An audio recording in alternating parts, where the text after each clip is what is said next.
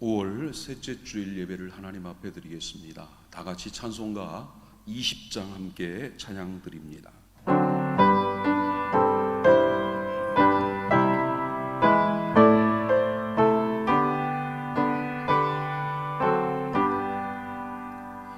큰 영광 중에 계신 주 나 찬송합니다.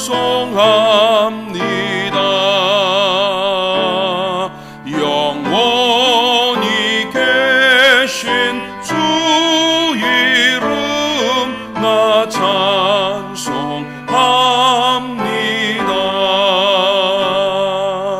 한없이 크신 능력을 나 찬송합니다.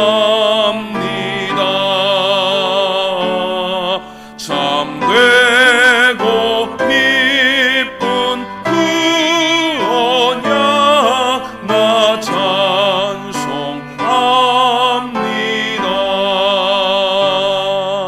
온 천지 창조하시던 그 말씀 힘있어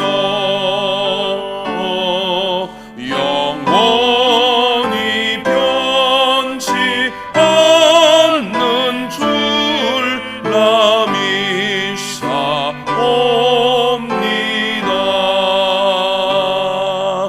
그 온유하신 줌성 날 불러주시고 그 품에 품어주시니 나 찬송합니다.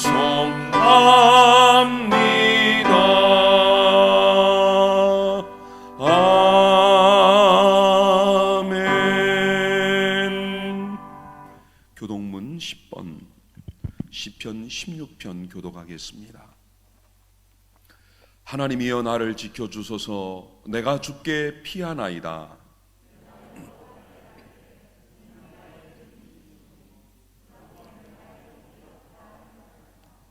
땅에 있는 성도들은 존귀한 자들이니 나의 모든 즐거움이 그들에게 있도다.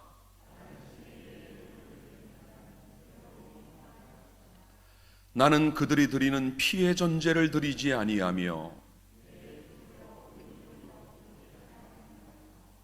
여호와는 나의 산업과 나의 잔의 소득이시니 나의 분깃을 지키시나이다.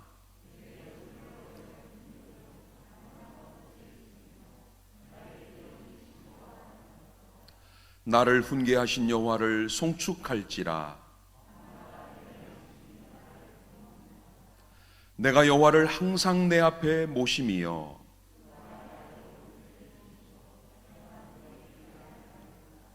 아멘. 사도신경으로 신앙 고백 드리겠습니다. 나는 전능하신 아버지 하나님 천지의 창조주를 믿습니다. 나는 그의 유일하신 아들 우리 주 예수 그리스도를 믿습니다. 그는 성령으로 잉태되어 동정녀 마리아에게서 나시고 본디오 빌라도에게 고난을 받아 십자가에 못 박혀 죽으시고 장사된 지 사흘 만에 죽은 자 가운데서 다시 살아나셨으며 하늘에 오르시어 전능하신 아버지 하나님 우편에 앉아 계시다가 거기로부터 살아있는 자와 죽은 자를 심판하러 오십니다. 나는 성령을 믿으며 거룩한 공교회와 성도의 교제와 죄를 용서받는 것과 몸의 부활과 영생을 믿습니다. 아멘. 다 같이 자리에 앉으셔서 406장 우리 함께 찬양 들으신 후에 오늘 우리 구자연 원로장로님 오늘 기도 부탁을 드립니다. 406장 우리 찬송 함께 부르시겠습니다.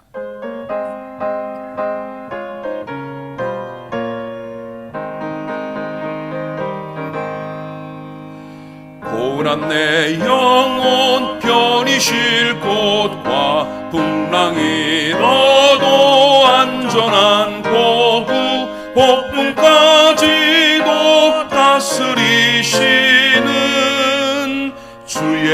영원한 팔 의지해 주의 영원하신 팔 함께 하사 항상 나를 붙드시니 어느 곳에 가든지 요동하지 않음은 주의 팔을 의지함이라.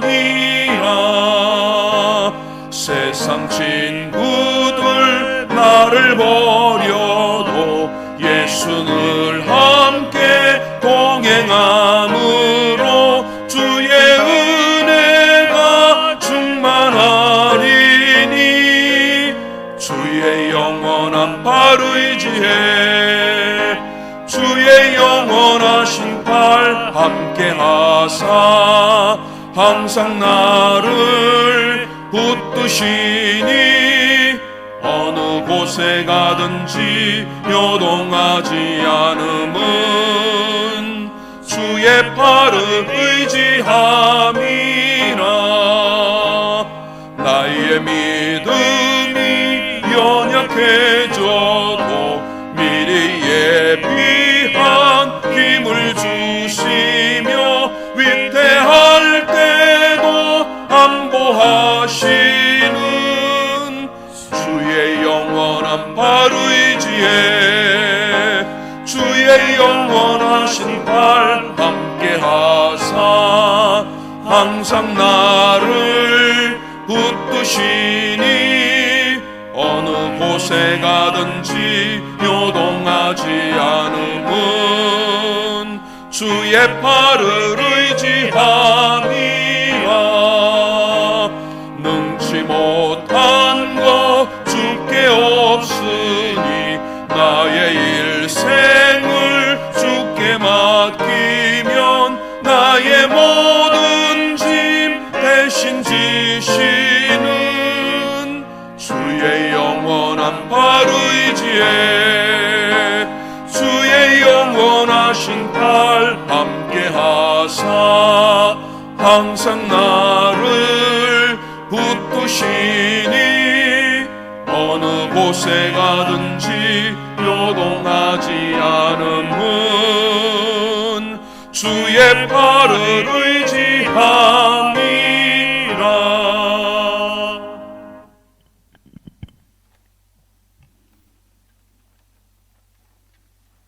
감사하시고 고마우신 아버지 하나님, 지난 한 주간도 불꽃 같은 눈으로 강한 팔로 안위하여 주신 것 감사드립니다. 만 가지가 아버지의 사랑이요 은혜요 기적들입니다. 우리가 일상을 살면서 이렇게 주님 앞에 귀한 예배를 드릴 수 있게 하시고 아버지 하나님의 귀한 기쁨, 귀한 사랑 주님의 품 가운데서 오늘 이 시간 예배를 드릴 수 있다는 것 이 자체가 하나님의 놀라운 축복이요 기적인 줄 믿습니다. 아버지 하나님, 정말 이 코로나19에 대한 모든 질병 때문에 온 나라가 온 세상이 주를 알게 하게 하시고 주님의 뜻을 헤아리게 하시고 인간의 무력함을 깨닫게 하시고 오직 전능하신 주만 바라볼 수 있는 놀라운 계기를 허락하여 주신 것 감사합니다. 만 가지가 주님의 뜻인 줄 깨닫게 하여 주신 것 감사합니다.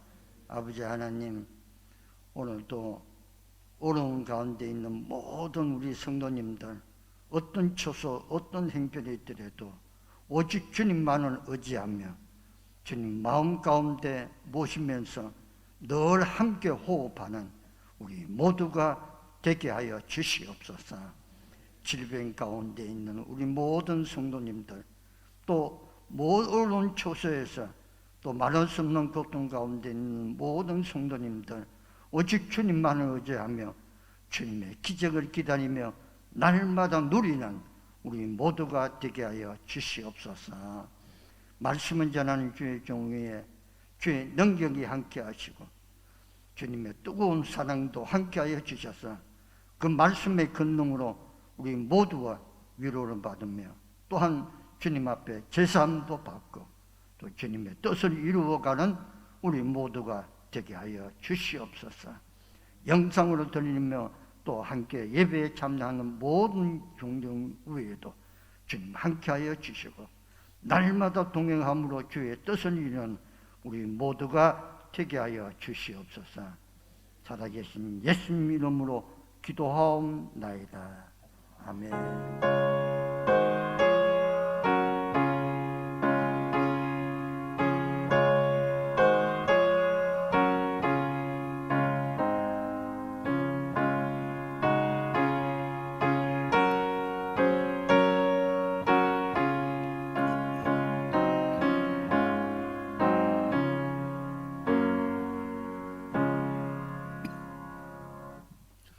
오늘 우리에게 주시는 하나님의 말씀은 구약성경 열왕기상 19장 1절에서 10절까지의 말씀입니다. 구약성경 548쪽이고요. 우리 화면을 보시면서 한 절씩 교독하겠습니다. 아합이 엘리야가 행한 모든 일과 그가 어떻게 모든 선지자를 칼로 죽였는지를 이세벨에게 말하니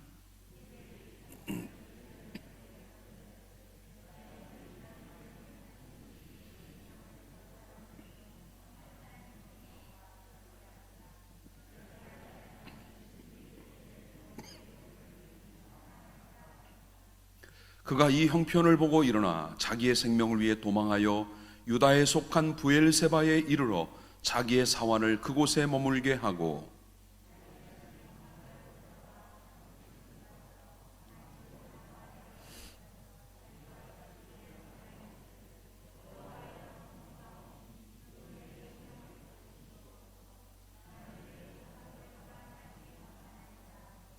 로뎀나무 아래 누워 자더니 천사가 그를 어루만지며 그에게 이르되 일어나서 먹으라 하는지라.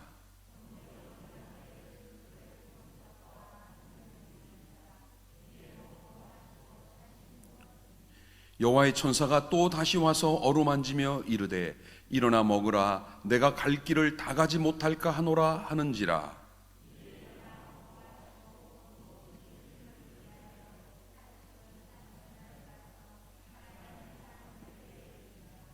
엘리야가 그곳 굴에 들어가 거기서 머물더니 여호와의 말씀이 그에게 임하여 이르시되 엘리야야, 내가 어찌하여 여기 있느냐? 그가 대답하되 내가 만군의 하나님 여호와께 열심히 유별하오니 이는 이스라엘 자손이 주의 언약을 버리고 주의 제단을 헐며 칼로 주의 선지자들을 죽였음이오며 오직 나만 남았거늘 그들이 내 생명을 찾아 빼앗으려 하나이다. 아멘. 오늘 오직 나만 남았습니다 라는 제목으로 함께 말씀을 나누려고 합니다. 사람은 감정의 존재이지요. 사람에게는 다양한 감정들이 있습니다. 보통 우리가 흔히 말하는 희로애락, 이 희로애락이라는 감정, 거기에 애오욕을 더해서 7가지 감정을 대표적인 인간의 감정이라고 표현합니다. 기쁨, 노여움, 슬픔, 즐거움, 사랑, 미움, 욕심. 이 7가지가 보통 우리 인간들이 가지고 있는 감정들이에요.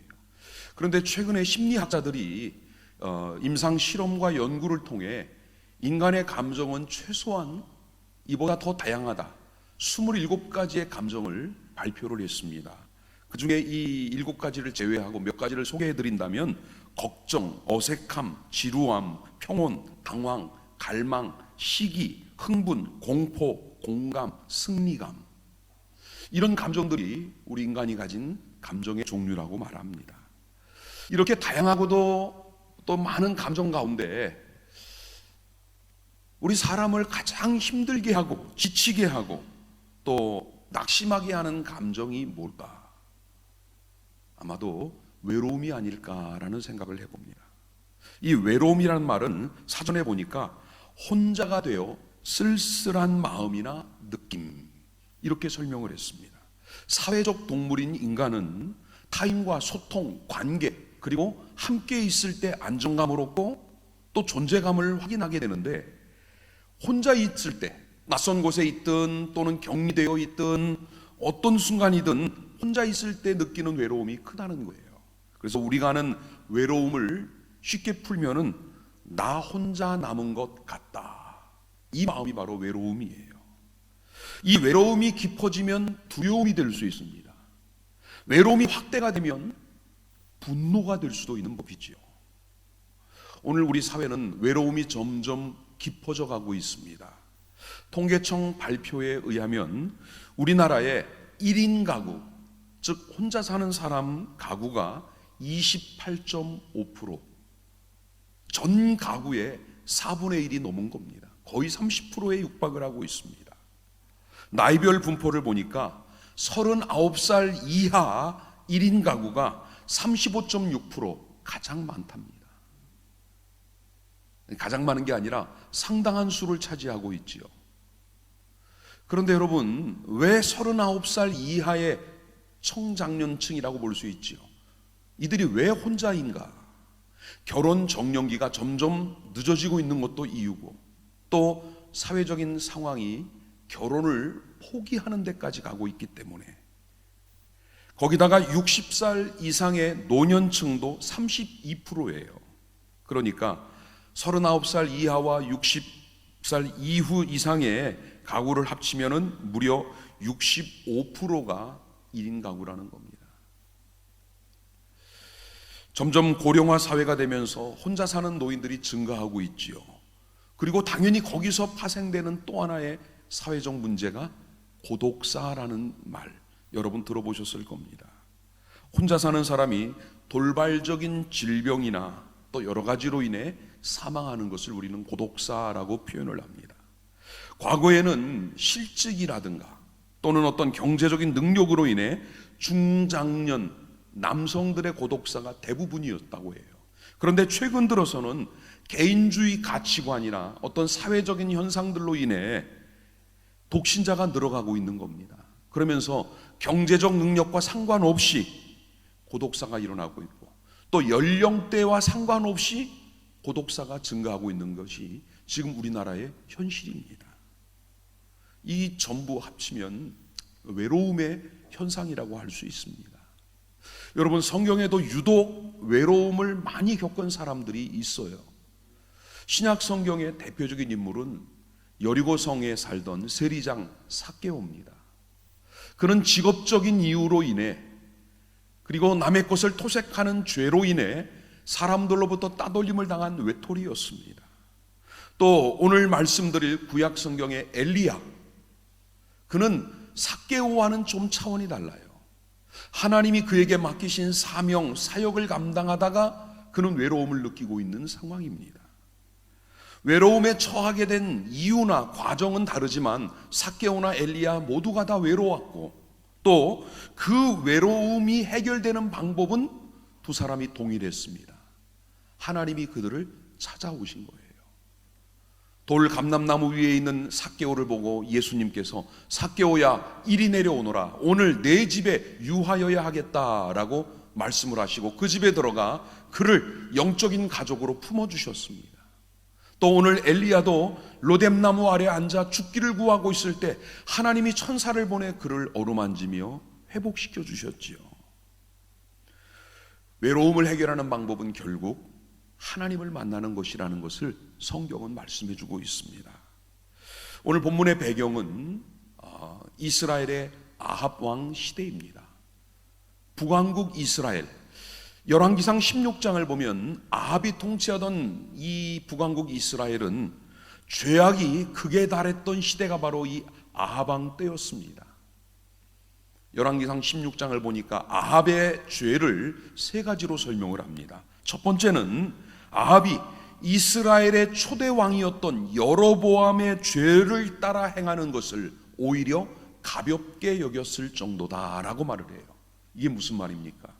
여로보암도 악을 행한 왕인데 아합에 비하면 여로보암은 우리말대로라면 게임도 안 되는 거예요. 아합의 죄는 여로보암의 죄를 덮고도 남을 만큼 더 컸다는 말씀을 하고 있습니다.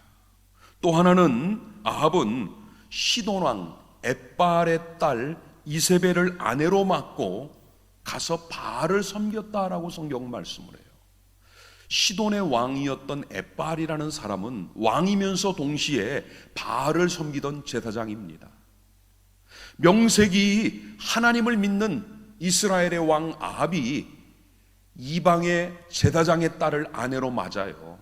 그것도 모자라 이방 신을 섬기는 일까지 행하고 있었다는 겁니다. 세 번째는 사마리아라는 곳, 즉 북왕국 이스라엘의 수도잖아요. 거기에 바알을 위한 신전을 세우고 그 안에서 제단을 쌓고 제사를 드리고 아세라 목상을 세우고 백성들로 하여금 온갖 음란한 죄를 짓도록 유도한 것이 바로 이 아합 왕의 죄였습니다. 이런 악한 시대에 등장한 사람이 바로 오늘 본문에 나오는 엘리야 선지자입니다. 엘리야는 하나님의 명령에 따라 아합 왕에게 와서 이렇게 선포를 합니다. 내 말이 없으면 수년 동안 비도 이슬도 내리지 아니하리라. 하나님의 말씀이 없으면 이 땅에 비가 내리지 않는다라고 선포를 한 겁니다. 여러분, 이게 얼마나 무서운 저주인지 아십니까? 이스라엘은 하나님이 내려주시는 이른 비와 늦은 비, 때에 따라 내리는 비와 이슬을 통해 농사를 지을 수 있는데, 이 비와 이슬이 그친다는 것은 그들의 생업이 멈춰지는 거지요. 삶이 곤고해지고 경제가 약해지고 그들의 생활의 터전이 무너지는 무서운 저주가 임한 겁니다. 죄악의 원인 죄공자는 아합 왕인데 그 피해와 고통은 고스란히 백성들의 몫이 되고 있는 중이에요. 원래 그렇지 않습니까? 가정의 경제가 피폐해지고 국가의 경제가 흔들리고 침체가 계속이 되면 그때 사회적으로 나타나는 현상이 바로 무속신앙이 득세하는 겁니다. 이단과 사이비 종교가 판을 치는 법이에요. 이거는 동서고금 어느 시대나 동일합니다. 아방 시대도 그랬어요. 국가에 이런 재앙이 내리고 어려움이 찾아오면 백성들이 회개하고 하나님에게 돌아오는 게 순서인데, 백성들은 오히려 하나님이 아닌 바알을 찾아가 제사하고 더 열심히 우상을 섬기며 하나님으로부터는 철저하게 멀어지고 있던 시대였습니다. 이때 엘리야가 보다 못해 그들에게 도전을 하지요. 갈멜산에 바알과 아세라 이방 선지자들을 모여라. 그리고 850명과 엘리야가 맞서 영적 싸움을 합니다. 어느 신이 살아계신 참 신인지를 확인하는 겁니다. 이때 하나님은 엘리야의 기도를 들으시고 불을 내려 그 제단의 모든 재물과 그 도랑의 물가지를 다 태워주셨습니다. 강력한 불의 역사가 이 갈멜산에 임했지요. 그리고 나서는 3년 6개월 동안 멈췄던 비와 이슬이 엘리야의 기도와 함께 쏟아지기 시작을 합니다. 그런데 여러분, 하늘로부터 임하는 불과 쏟아지는 비를 보고도 아합은 하나님께 돌아오지 않습니다. 오히려 그의 아내와 함께 엘리야를 죽이겠다고 나서고 있는 것이 오늘 본문의 배경이에요.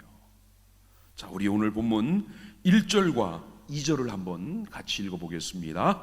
아합이 엘리야가 행한 모든 일과 그가 어떻게 모든 선지자를 칼로 죽였는지를 이세벨에게 말하니, 이세벨이 사신을 엘리야에게 보내어 이르되, 내가 내일 이맘때에는 반드시 내 생명을 저 사람들 중 한 사람의 생명과 같게 하리라. 그렇게 하지 아니하면 신들이 내게 벌 위에 벌을 내림이 마땅하니라 한지라. 아멘. 여러분, 이세벨이 어떻게 했습니까? 사신을 보내 엘리야를 겁박을 한 거지요. 내가 내일 이맘때 너를 죽일 거야. 그런데 이 장면을 가만히 보면은 어딘가 이상해요.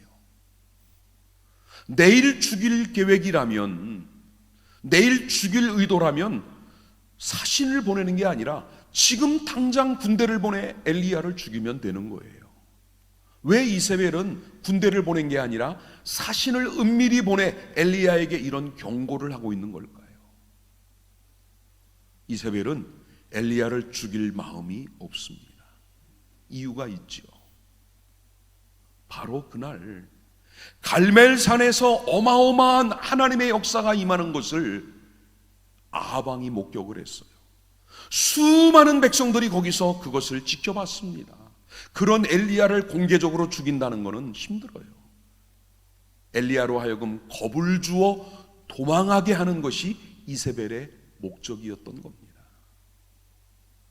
죽이지 않고도 엘리야가 도망을 쳐버리면, 그 엄청난 승리를 얻은 엘리야가 도망가 버렸다면 엘리야가 믿는 하나님, 그리고 엘리야는 겁쟁이 아무것도 아니라고 백성들 앞에 큰 소리 칠 수 있었던 겁니다. 이런 이세벨의 의도대로 엘리야가 거기에 따라 움직이기 시작합니다. 오늘 본문 3절과 4절 한번 읽어볼까요? 다 같이 봅니다. 그가 이 형편을 보고 일어나 자기의 생명을 위해 도망하여 유다에 속한 브엘세바에 이르러 자기의 사환을 그곳에 머물게 하고, 자기 자신은 광야로 들어가 하룻길쯤 가서 한 로뎀나무 아래에 앉아서 자기가 죽기를 원하여 이르되, 여호와여 넉넉하오니 지금 내 생명을 거두시옵소서. 나는 내 조상들보다 낫지 못하니이다 하고. 여러분, 엘리야는 이세벨의 경고를 받고는 도망을 합니다. 그는 유대 광야로 들어가 브엘세바까지 가게 돼요. 사환은 거기 머물라고 하고 자기는 하루쯤 더 들어가서 그는 로뎀나무 아래 주저앉아 절망을 하고 있는 겁니다. 더 이상 이세벨의 칼날을 피할 곳이 없기 때문에 차라리 여기서 죽는 것이 낫겠다. 하나님, 나 좀 데려가 달라.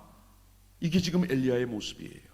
여러분, 열왕기상 18장 갈멜산 위에 승리에 환호하던 엘리야의 모습과 이 19장에서 로뎀나무 아래 힘없이 주저앉아 있는 엘리야의 모습이 왜 이렇게 다른 겁니까? 어떤 게 진짜 엘리야의 모습입니까? 오늘 이 19장 로뎀나무 아래 엘리야의 모습은 분명 오늘 이 말씀을 보고 있는 우리들을 실망시키는 장면이 분명해요. 그런데 여러분, 엘리야가 하나님을 향해 이렇게 말하지요. 지금 내 생명을 거두어 달라. 이게 무슨 말입니까? 지금 나를 죽여달라는 말일까요? 저는 그렇게 생각하지 않습니다. 엘리야가 하고 싶은 말은, 하나님, 나 좀 알아주세요. 지금 내가 너무너무 힘들어요. 내가 너무 지금 외로워요. 너무 고통스러워요. 나 좀 도와주세요. 나 좀 살려주세요. 이게 엘리야의 진짜 마음입니다. 갈멜산에서 그 위대한 승리를 거두었지만 아합과 이세벨은 전혀 달라지지 않고 오히려 자기를 더 겁박을 하고 있습니다. 백성들은 무기력하게 방관만 하고 있는 거예요. 그 속에서 엘리야가 갖는 감정은 낙담과 절망. 내가 뭘 할 수 있을지, 내가 앞으로 어떻게 해야 될지, 내가 어디로 가야 될지, 이전의 선지자들에 비하면 나는 아무것도 아니다는 회의가 들면서 그는 철저히 나 혼자라는 생각이 들기 시작하는 겁니다. 엘리야는 자기가 가야 할 길을 상실한 겁니다. 요즘 그런 말들 많이 하더라고요. 여긴 어디? 나는 누구? 지금 이게 엘리야의 심정이에요. 엘리야가 주저앉은 로뎀나무는 유대 광야에서는 흔히 볼 수 있는 나무예요. 키가 그렇게 크지 않습니다. 한 2m, 3m 정도? 뜨거운 태양빛을 다 가려주기에는 너무 부족한 나무예요. 그래도 광야에서 햇볕을 피할 유일한 나무는 로뎀나무밖에는 없었다고 합니다.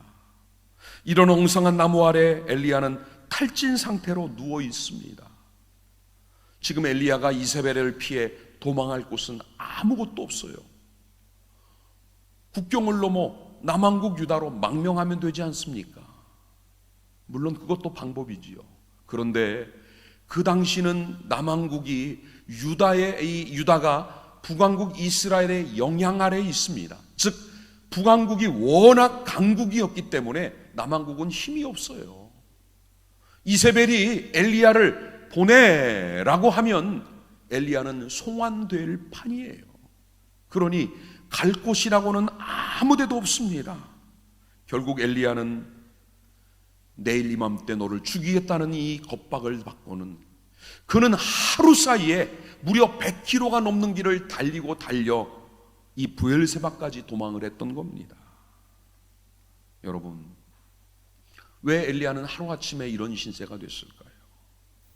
오늘 우리에게도 이런 상황은 언제든 찾아올 수 있습니다. 정신없이 바쁜 일상을 보내다 보면, 그리고 우리가 적절한 휴식도 영적인 재충전도 얻지 못한다면 우리도 이런 낙심, 절망, 외로움, 이 힘든 상황에 처할 수밖에 없지요. 이 엘리야의 탈진과 무기력, 과연 어디에서 온 걸까요?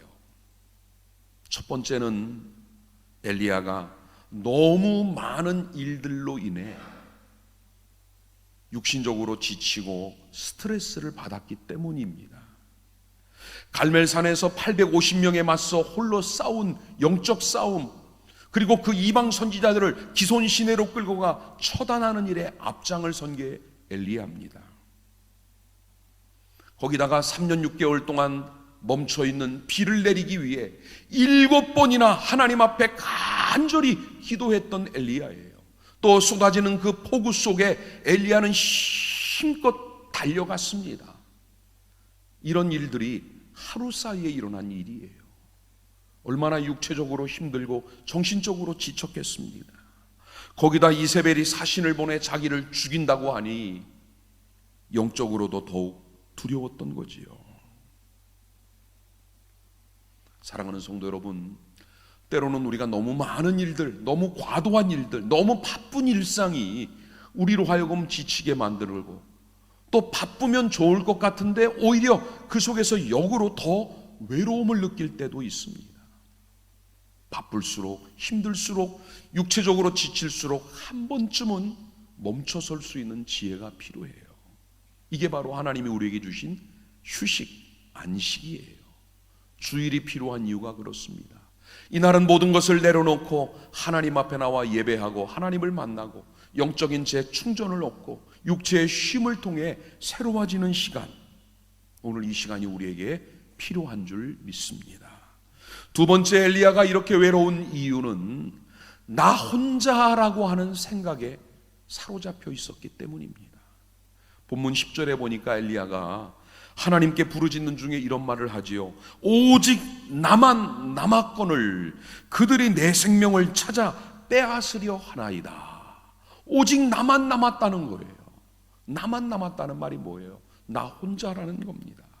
갈멜산에서 850명과 싸워 승리할 때는 수많은 백성들이 엘리야를 보며 환호했고 박수를 치고 하나님을 높이며 그 곁에 가득 모여 있었습니다. 그러나 이세벨이 칼을 빼어드는 순간 그들은 다 도망가고 엘리야 곁에는 아무도 없는 거예요. 사람들의 외면, 사람들의 이 엘리야를 두고 떠난 이 장면은 엘리야에게는 어쩌면 배신이에요. 견딜 수 없는 외로움, 상처예요. 나 혼자 남았다라는 게 얼마나 힘든 겁니까? 그래서 14절에도 보면은 엘리야가 하나님께 또 간구하지요. 오직 나만 남았거늘 그들이 내 생명을 찾아 빼앗으려 합니다. 엘리야는 늘 자기 혼자라는 생각을 했어요. 왜 자기 혼자라고 생각을 했을까요? 나 혼자 이 모든 일을 다 해야 된다는 그 마음 때문이었지요. 여러분, 오늘 현대인들도 마찬가지입니다. 가족과 함께 있어도 때로는 내가 혼자인 것 같다는 생각이 들 때가 있고, 일터에 사람들, 동료들과 있어도 나 혼자라고밖에 생각이 안 들 때가 있습니다. 하나님을 모르는 사람들은 이 외로움을 해결하기 위해 참으로 많은 일들을 합니다. 어떤 경우에는 사람들이 북적거리는 백화점, 거리, 시장 이런 곳에 휩쓸려 보려고 해요. 나 혼자 아니다. 내 주변에 이렇게 많은 사람들이 있다. 그 생각을 하기도 해요. 또 그런가 하면 누군가와 전화를 통해 이야기를 하고 대화를 하고 위로받으려고, 이런 분들은 한번 전화기 들면은 1시간은 기본이지요. 또 그런가 하면은 가까운 사람을 만나 자기 심정을 토로하고 하소연을 하기도 해요. 그것으로도 해결이 안 되면 그 다음에는 술의 도움을 받지요. 약물을 통해서도 어떤 외로움을 이기려고 할 때가 많습니다.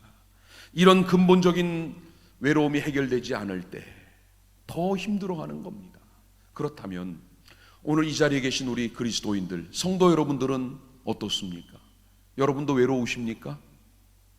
나는 하나님을 믿는 사람이고 하나님이 내 곁에 계신데 나는 절대 외롭지 않아, 이렇게 스스로 큰 소리치고 스스로를 위로해 보는데 실제로 내 삶에서 아무 일도 일어나지 않을 때 어쩌면 불신자보다 더 많이 외로울지도 몰라요.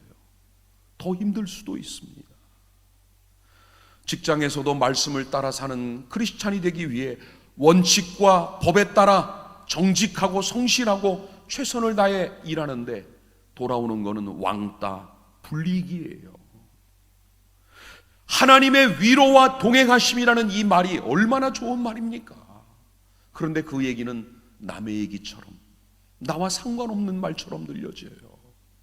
겉으로 보면 사람들이 나를 믿음 좋은 크리스찬으로 인정하는데 내 속에는 엘리야와 같은 외로움, 낙심이 있는 것이 지금 우리의 모습일지도 모릅니다. 세 번째로 엘리야는 비교의식 때문에 더 외로워요. 4절을 보니까 엘리야가 하나님께 이렇게 말합니다. 나는 내 조상들보다 낫지 못하나이다. 이게 무슨 말입니까? 내 앞에 선지자들, 내 믿음의 사람들하고 비교하면 나는 비교도 안 될 만큼 너무나 부족하고 작다는 겁니다.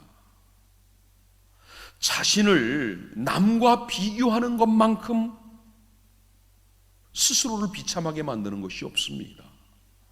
모든 상황과 형편, 입장이 다른데 어떻게 단순 비교가 가능하겠습니까? 그런데 사람들은 단순 비교를 해요. 눈에 보이는 숫자만 가지고, 눈에 보여지는 것만 가지고 그때는 그랬는데 지금은 왜 그러느냐. 모든 상황은 다 관계없어요. 그냥 보이는 것만 가지고 비교를 하고 절망하는 거지요. 이건 어리석은 일이고 하나님 기뻐하시지 않습니다. 여러분, 사람들마다 남들은 모르는 자기만의 영혼의 그림자가 있습니다. 치명적인 약점도 있고 실수도 있어요. 엘리야만큼 위대한 선지자가 어디 있습니까? 신약 성경에도 등장하는 구약의 인물을 들으라면 모세와 엘리야예요. 그 정도로 탁월한 선지자가 엘리야인데 하나님이 그 엘리야를 충분히 감당할 수 있는 일들을 그에게 맡기셨고 그는 그 일들을 하고 해냈습니다. 그런데 엘리야는 왜 스스로 조상들보다 낫지 못하다, 비교의식이에요. 네 번째로 엘리야는 심한 자책감 때문에 외로움을 느끼는 거예요. 자기 잘못이 아닌 것까지도 내 잘못인 것처럼 책임을 지려고 하는 겁니다. 좋은 말로 말하면 책임감이 강한 거지만 반대로 말하면 부담이 큰 거예요.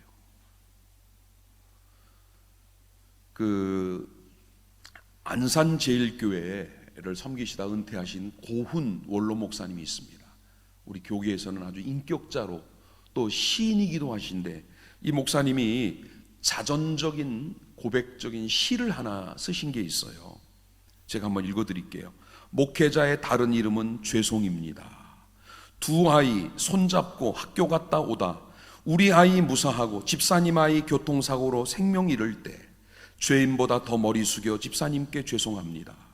집사님 아이 무사하고 우리 아이 생명 잃을 때 죄인 되어 교회 앞에 더욱 죄송합니다.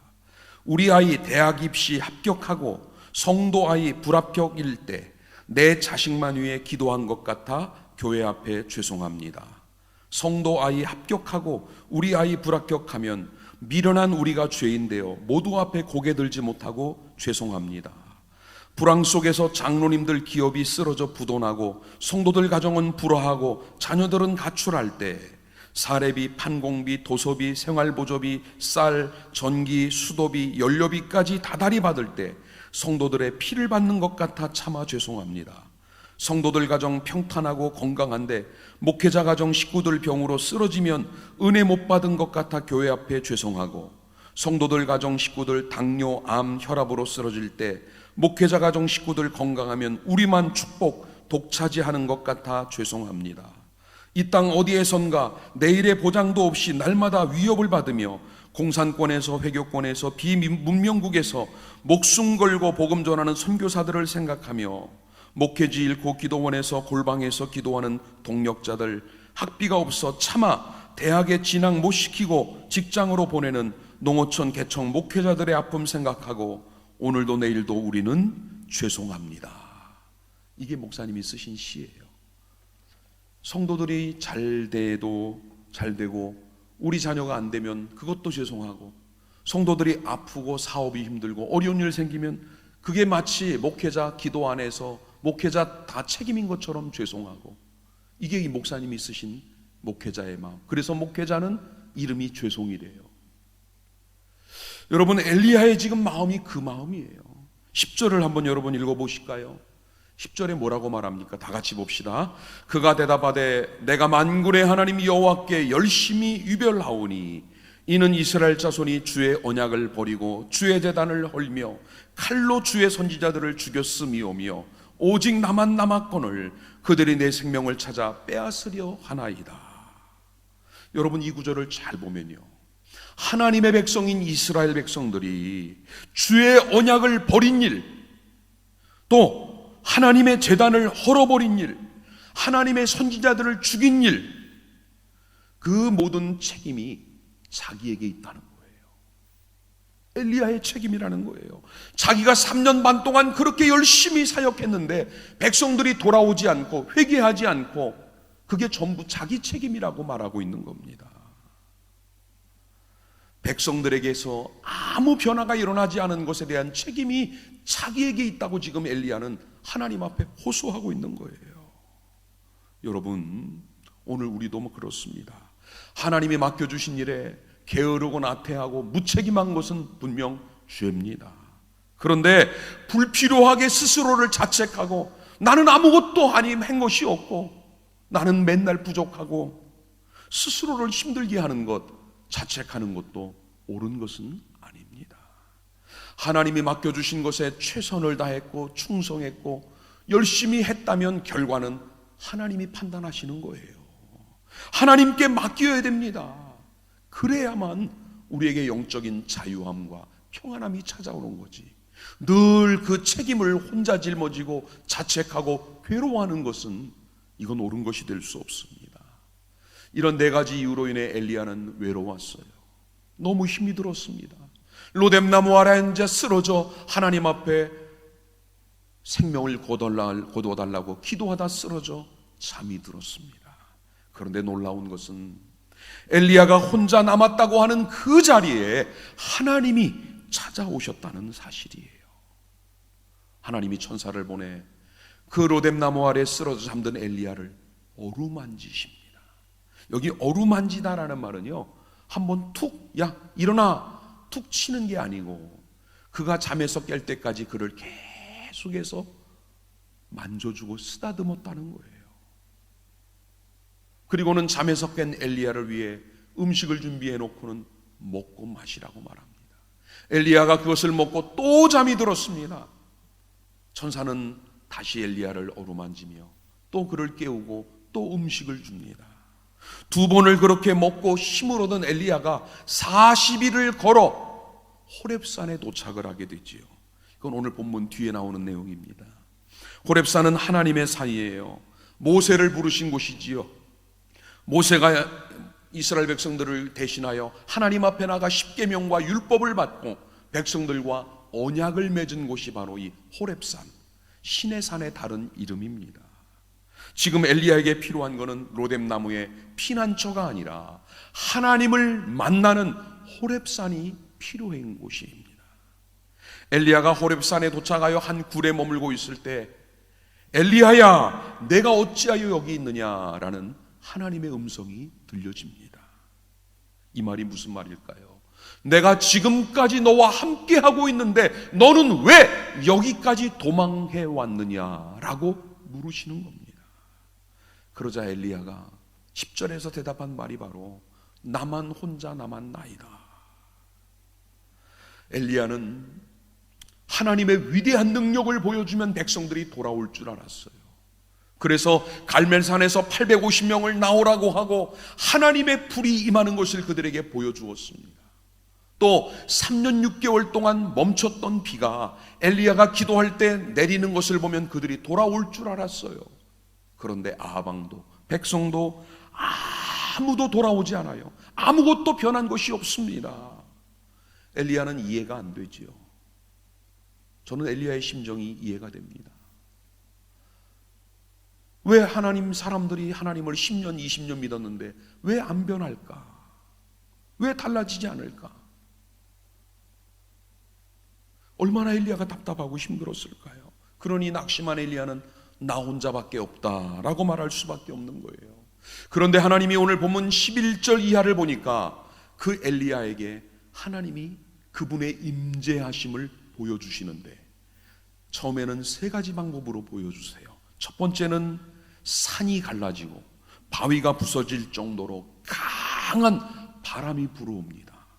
그런데 놀라운 것은 이 강풍에도 하나님이 보이지 않는 거예요. 산이 부서지고 바위는 깨졌는데 거기에 하나님은 계시지 않는 겁니다. 두 번째는 산이 흔들리고 무너지는 지진 가운데 하나님이 임하시는 것으로 보였어요. 그런데 지진이 끝나고 났는데 하나님은 계시지 않는 겁니다. 세 번째는 불로 임하셨어요. 모든 것을 다 태울 정도로 강한 불로 임하셨지만 엘리야가 보니까 하나님은 불 가운데도 계시지 않습니다. 여러분, 바람과 지진과 불, 이 세 가지가 뭘까요? 사람들의 마음이 얼마나 견고하고 완악한지를 보여주는 겁니다. 우리는 어떤 거대한 자연재해, 예를 들면은 지진이 일어났다든가 쓰나미가 일어났다든가 또는 태풍이나 홍수가 일어나서 수많은 재해가 일어났다는 소식을 들으면 정신이 번쩍 나요. 이 코로나와 같은 팬데믹 현상들이 전 세계에 일어나면 우리는 두려워 어쩔 줄 몰라요. 그리고 순간 정신을 차리죠. 야, 주님 오실 때 됐나 보다. 우리 다시 신앙생활 제대로 잘해야 되겠다. 마음을 다잡아요. 그런데 시간이 조금 지나고 나면 다시 제자리예요. 신앙이 달라지지 않는다는 겁니다. 어떤 강력한, 어떤 획기적인, 어떤 초자연적인 역사가 있어도 그때뿐이었지 그것으로 변화가 되지 않더라는 겁니다. 이게 바로 엘리야의 실패 원인이에요. 갈멜산의 불로 3년 6개월 만에 내려지는 비로 백성들이 변할 줄 알았는데 안 변했거든요. 여기서 오는 괴리. 하나님은 마지막 네 번째 방법으로 찾아오십니다. 세미한 음성 가운데 나타나신 거예요. 하나님의 세미한 음성은 마치 이런 겁니다. 바위가 있는데 저 위에서 물방울이 하나씩 떨어지는 거예요.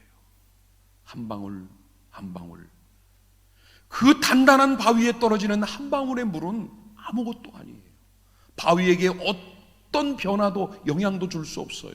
그런데 문제는 이 물이 쉬지 않고 멈추지 않고 계속해서 떨어지다 보면 어느 순간 바위가 뚫려요. 구멍이 나고 깨지는 겁니다. 사랑하는 여러분, 오늘 여러분과 저는 어떻게 나를 찾아오시는 하나님을 만나고 계십니까?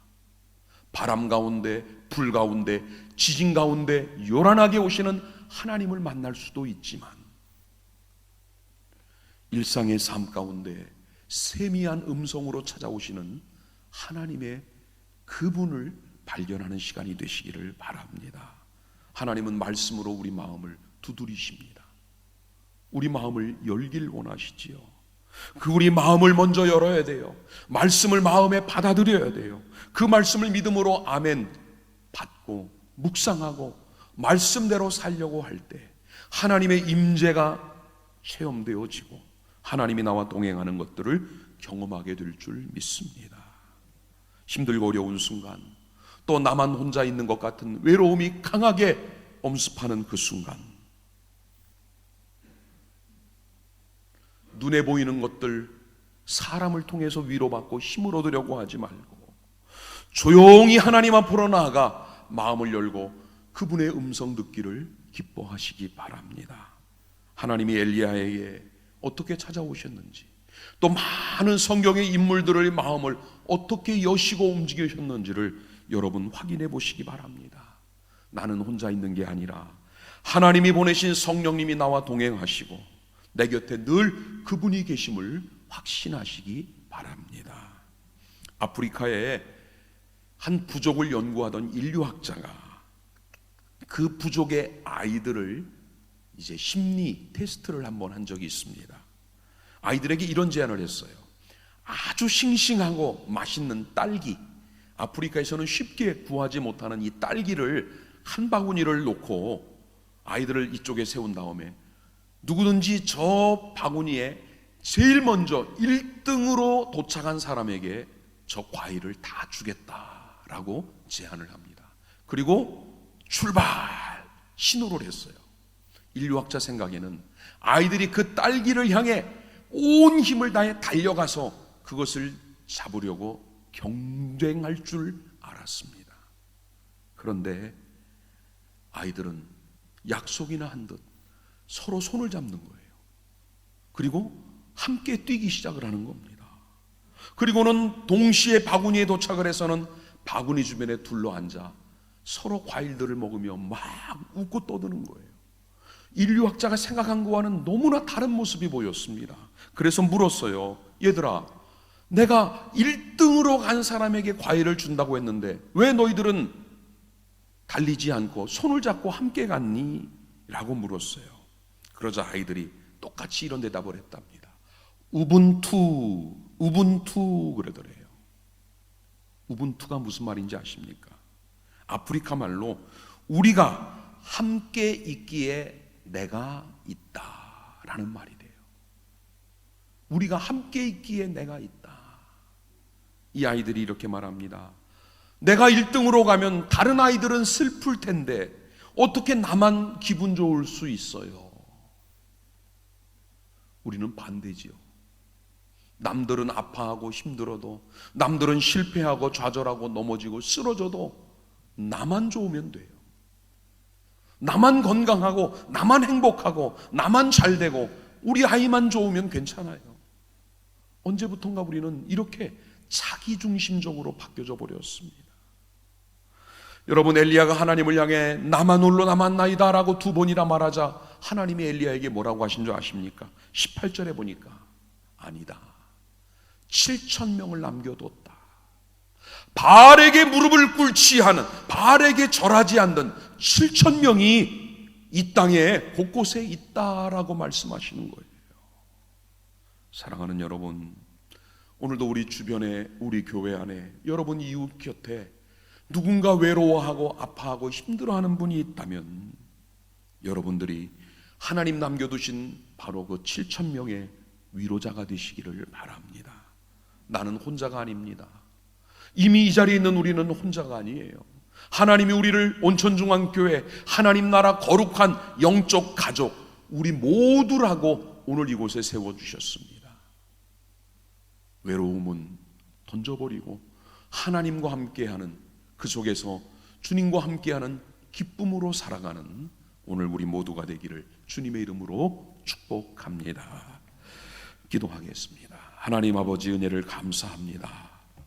외롭고 지친 엘리야, 낙심과 절망 가운데 너무 많은 일로 인해 지쳐있는 엘리야, 나 혼자뿐이라는 외로움 속에 있는 엘리야, 그리고 남과 자기를 비교하며 한없이 부족한 자신을 자책하며 또 모든 책임을 홀로 지려고 했던 엘리야의 모습이 오늘 우리의 모습일 수도 있습니다.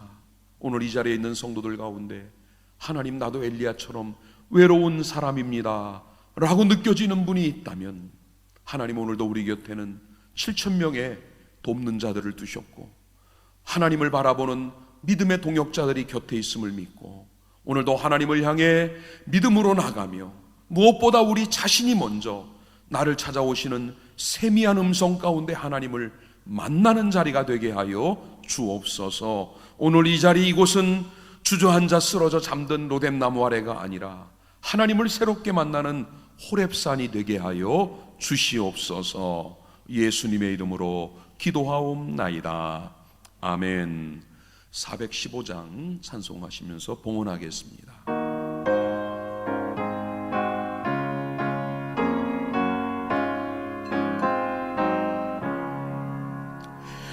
십자가 그늘 아래 나 쉬기 원하네.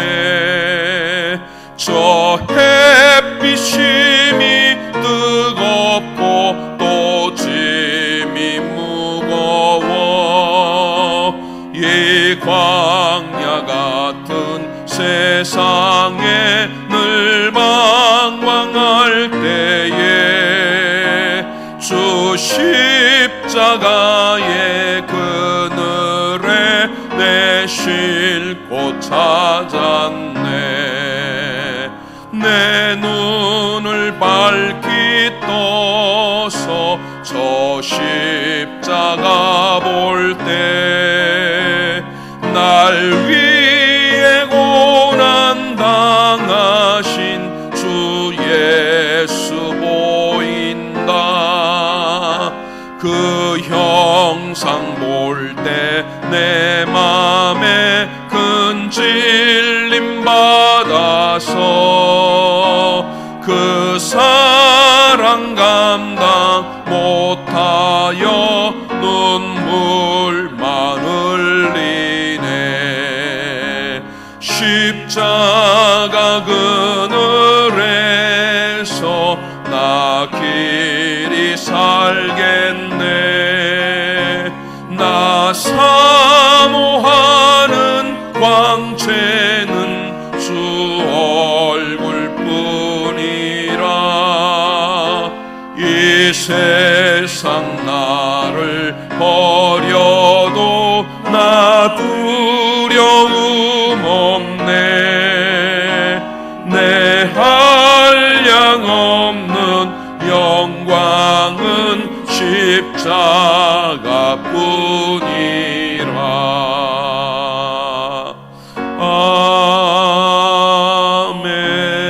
아멘.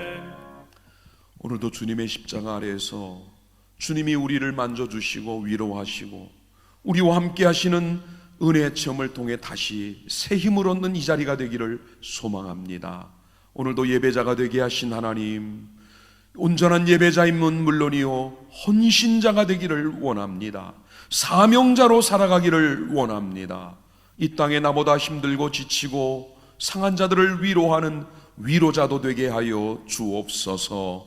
오늘 드린 예물과 우리 예배 모두를 주님 받아주시고 오늘도 한없는 은혜와 평강의 복이 우리의 삶 가운데 가정과 일터 생업의 현장 가운데 넘치는 한 주간이 되게 해 주옵소서. 하나님이 나라와 민족을 지켜주사 이제 또 다시 코로나 환자가 늘어나고 있고 확산되고 있는 어려움에 처했습니다. 하나님께서 해결하시고 또 이 모든 어려움들을 막아주사 속히 이 땅이 안정되고 사람들의 마음이 열려지고 또 거리가 좁혀지며 경제가 회복이 되고 또 우리의 모든 사명을 바르게 감당해 나가는 우리 한국 교회들이 될 수 있도록 주님 은혜 베풀어 주시옵소서. 이번 주간 개학을 하는 우리 고3 학생들을 비롯하여 우리 하나님 학생들을 지켜주시고 또 무엇보다 우리 몸된 교회 안에 연로하신 우리 성도들, 질병에 약한 저희들을 하나님 붙들어 주시고 어린 영유아들을 은혜 가운데 하나님 지켜 주옵소서. 하나님 뜻에 순종하며 말씀 안에 살아가며 나보다 이웃을 돌아보는 나가 아닌 우리를, 나가 아닌 남을 먼저 생각하는 성도로 살아가는 이번 한 주간이 될 수 있도록 주님 우리와 함께 주옵소서. 지금은 우리 주 예수 그리스도의 은혜와 아버지 하나님의 크고 놀라우신 사랑과 성령님이 함께 하시고 인도하시고 지키시는 은혜와 역사가 오늘도 외로운 자가 아니라 주와 함께하는 성도로 위로받는 자가 아닌 위로자가 되고 격려자가 되어 주님의 사랑을 전하고 나누기를 원하는 모든 주의 성도들과 이 나라 국방을 담당하고 있는 전후방 모든 국군 장병들, 그리고 해외 타지에 있는 우리 사랑하는 믿음의 자녀들 위해 지금부터 영원토록 함께하여 주시기를 간절히 축원하옵나이다. 아멘.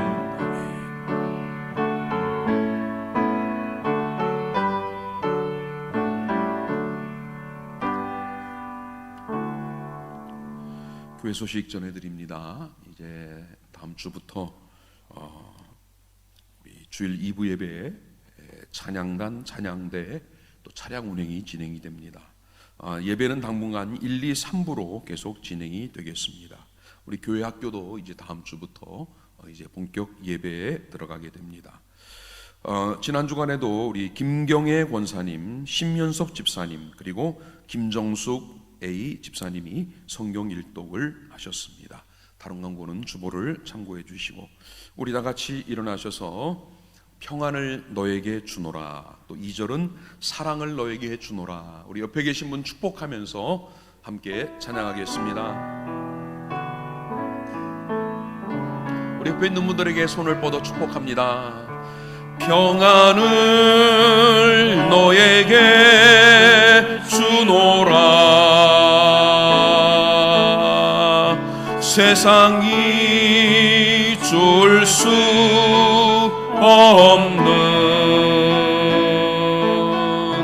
세상이 알 수도 없는 평안,